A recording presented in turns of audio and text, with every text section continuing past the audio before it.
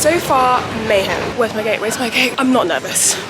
I promise. I am on an insane amount of coffee. Let's not talk about the fact that I could barely wake up to pack this morning. Damn, I've just gone another circle. I was here before. I then had a mad panic. Guess what?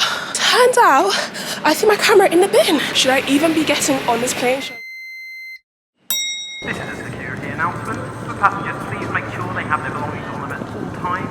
Any unattended baggage will be taken by police and... So it's kind of too late. We are in Marrakesh Morocco.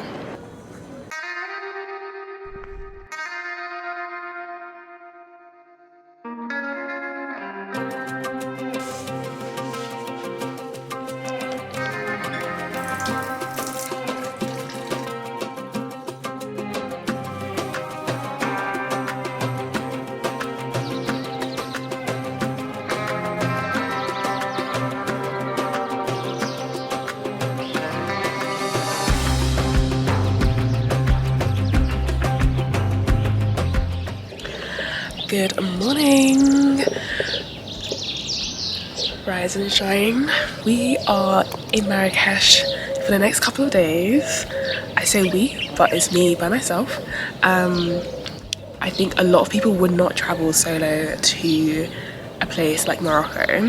There's so many views and comments that people make online about this country. It's a beautiful country, but people also know that it can be pretty chaotic, and a lot of people don't feel they can come here by themselves or feel safe. But here I am, rolling solo. We're rolling with you guys, okay? So let's do this. One thing I want to show you guys during this video is just how I navigate as a solo traveler, especially in a place like this where people don't really typically solo travel to this place. How do I care about my safety? How do I make sure that my itinerary is as controlled as possible so that hopefully nothing goes wrong? Because things do go wrong if I'm by myself. That's really hard. I came to Marrakesh with some friends a few years ago, and we spent every single day in the old town. That's like the epicenter of Marrakesh, but it's pretty chaotic. You will have men shouting after you. They want you to buy their stuff, but then sometimes there were inappropriate comments. I got called Lady Obama, I got called Rastafarian, I got called so many things, so did my friends too. But we just learned to kind of like filter that out and just, you know, love the bustle, the food, the culture, the hospitality, and I'm hoping to do that still this time around, despite being solo. One of the things I do when I arrived yesterday at the airport is I never leave the airport without getting a local SIM card and some cash on me. So if I ever get stranded, I have some connectivity and I have some means of getting myself out of a situation. One of the key things I'm doing to make sure I feel comfortable traveling solo in Morocco is trying to blend in as much as possible. And one of the ways to do that is to make sure I'm dressing appropriately. So when I say appropriately, covering my shoulders and my knees. So currently I'm wearing this like a little bio dress this morning, and it's giving me princess vibes. And because the material is so light, it's like I don't actually need to wear something heavy underneath, so I feel pretty like well ventilated. I don't feel super hot in it, and it just makes me feel more comfortable. I don't think to myself, oh, am I dressed appropriately? Are people staring at me because I'm like showing too much, you know what I mean? And then even like this hotel, like I made sure I researched really well before I chose it, and it's so beautiful. My room, oh my god, it's like got all these Moroccan tiles. It's like super lush, and just waking up this morning to see the sunrise was amazing as well. I'm gonna do some journaling this morning. That's one thing that I definitely do when I'm solo traveling, especially if you're coming to a place you're like, oh, should I be solo traveling here? What about my safety? If I have worries or fears, one thing I do is like pray to God, but also I journal, and it helps just process my thoughts a bit more. But honestly, so far I'm so excited, and it's so peaceful up here, and so yeah.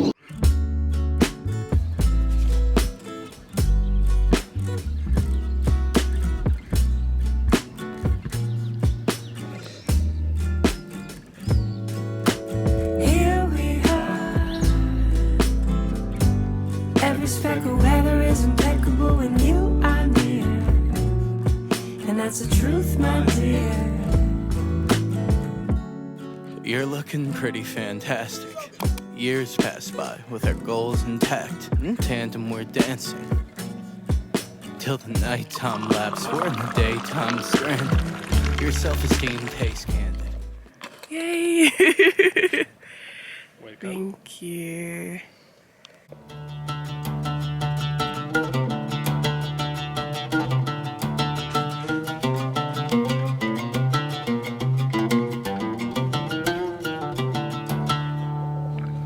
So, made it to the Agafay desert. It's not really a sandy desert, it's like stony, but it still does the trick, and it's only an hour away from Marrakesh, so it's like, if you're kind of short on time, it's the best place to be.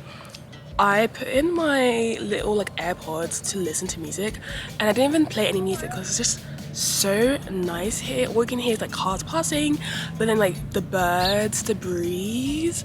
Oh my god, it's also super hot here. Like, it's technically winter in Morocco right now, but it's like, it feels like it's 25 degrees. Like, I'm actually feeling the heat a little bit. I honestly left my sunglasses with my suitcase, and I took my suitcase as soon as I arrived at the camp, so that worked out. And now I'm like trying to hide my face from the sun of my fridge so I don't like get burned. I'm so happy to be here because I feel like I can just like take it slow, you know what I mean? Start small.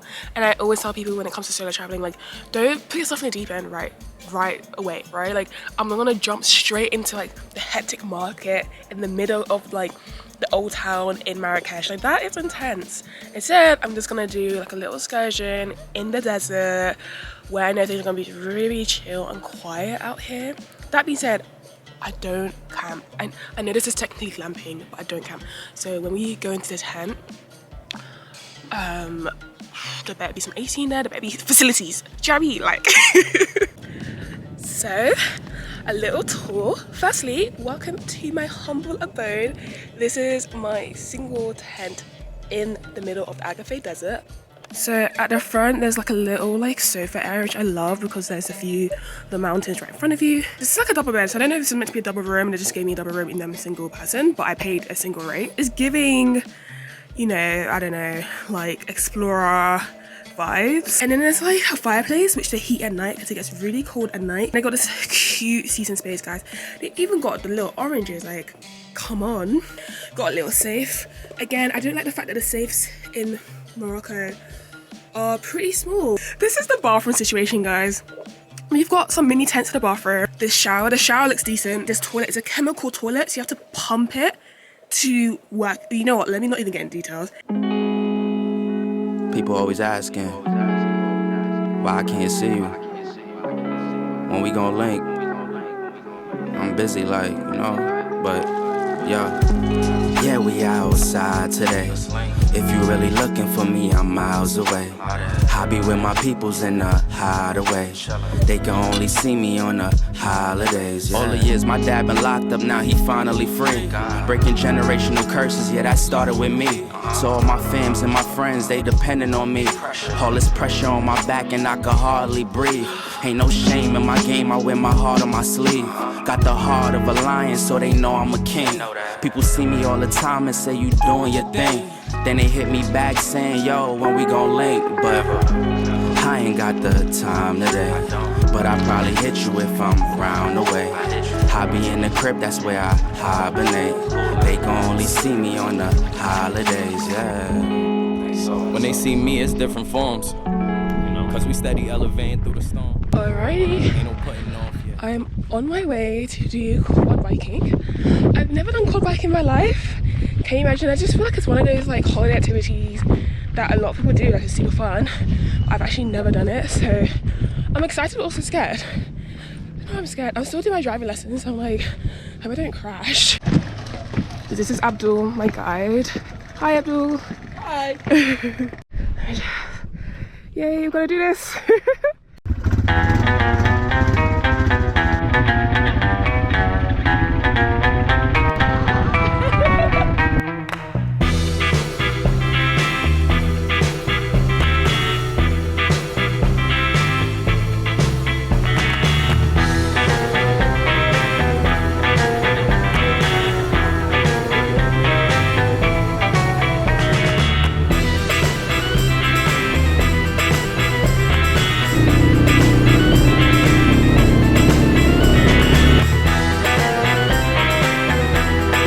Okay, so in the end, Abdul wanted to kill me. Bye, Abdul. Thank you.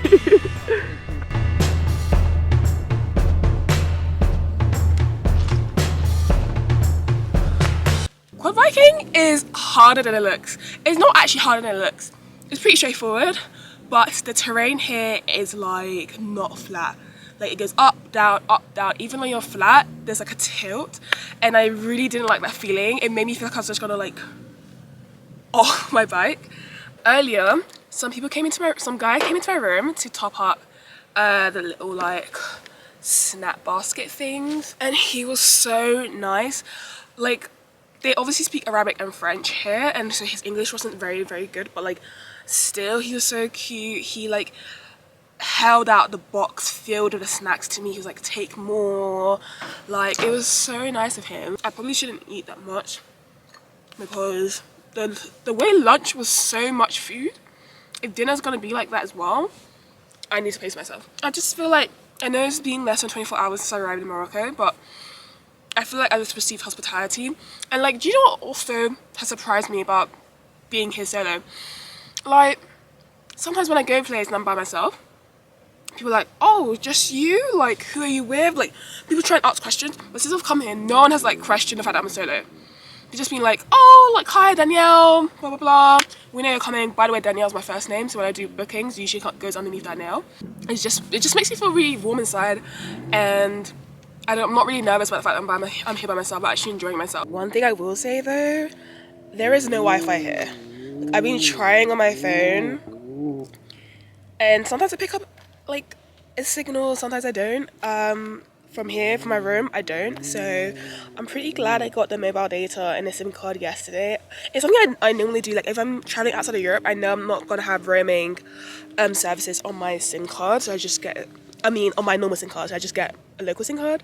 But now I'm like, that has come in so clutch here, because that's the only way I'm staying connected to back home.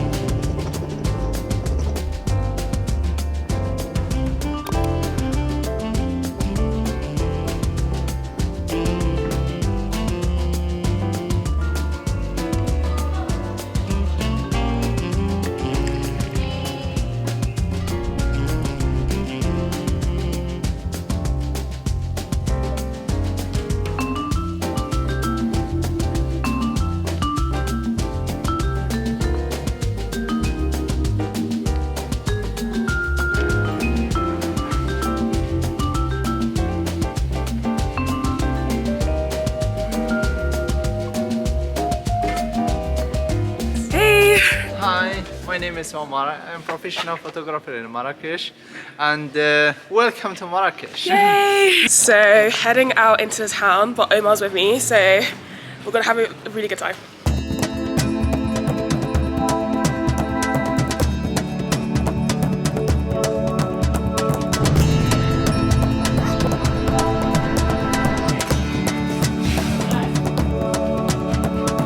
Walking around the souk with Omar makes me feel so comfortable. It's super busy, but everyone is so nice and just saying hi to us as we walk around. It's also a maze.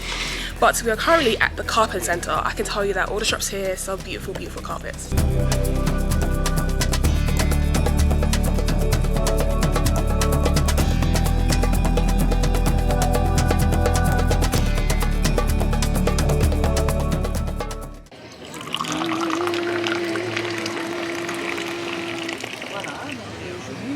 Nice. Woo. We've escaped the bustle of the Medina by coming to a rooftop cafe. There's so many rooftop cafes in the old town, and it's like, you're still in the old town, but it's a lot more calm up here.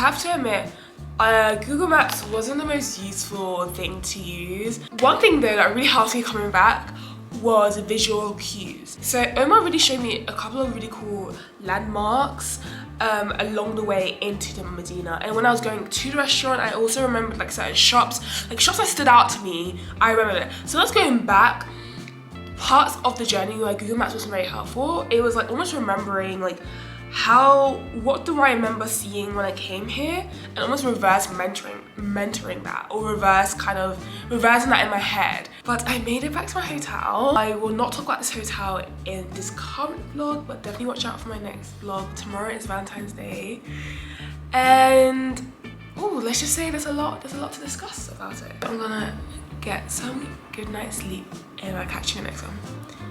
Love you. Mwah.